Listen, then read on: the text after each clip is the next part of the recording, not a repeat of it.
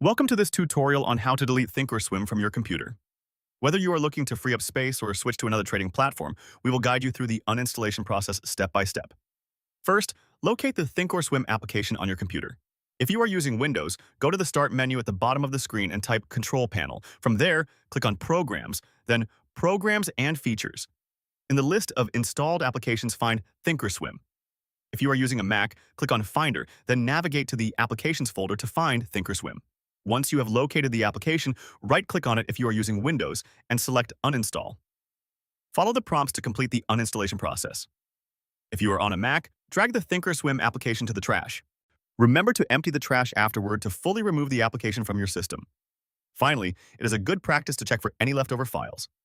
On Windows, you can search for Thinkorswim in the File Explorer to find any remaining files and delete them.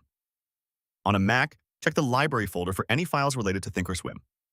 After following these steps, you will have successfully deleted Thinkorswim from your computer. Thank you for watching this tutorial.